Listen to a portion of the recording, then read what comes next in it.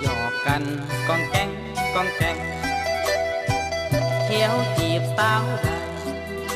สุดท้ายคือพายคู่แข่งสาเหตุย้อนกระเป๋า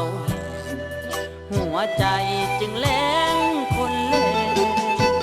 ดินรนสู้งานขยันแต่ยังขัดสนอยู่กับชีวิตจนเป็นคนก็สอแก่แต่บ่มีราศีคือเขาลูกชายเท่าแก่จุดเด่นอายคือหักแต่ภายนอกแสนกับข้าวรถเข็นยังเส้นรอจ่ายสิ้นเดือนอยากชวนน้องมาเป็นเพื่อนย่านเจ้าเบื่อความลำเค็น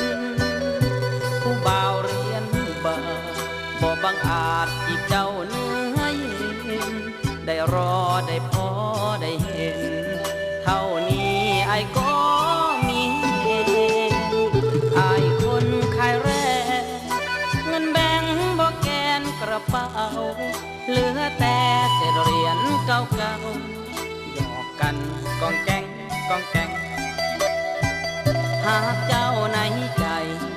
ผลักดันให้อายมีแรงเปลี่ยนเงินบาทเป็นเงินแบ่งเพื่อมีสิทธิ์แต่งคนงาม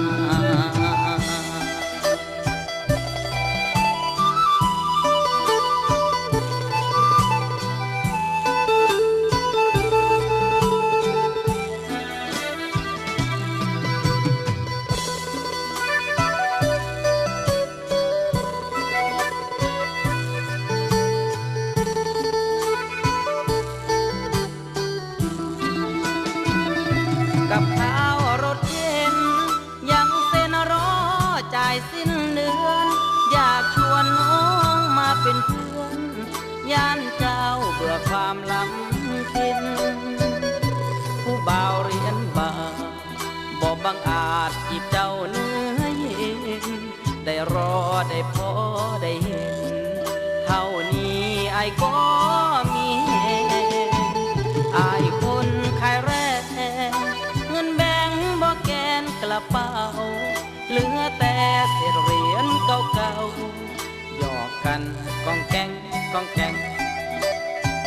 หากเจ้าในใจผลักดันให้อายมีแรงเปลี่ยนเงินบาทเป็นเงินแบ่งเพื่อมี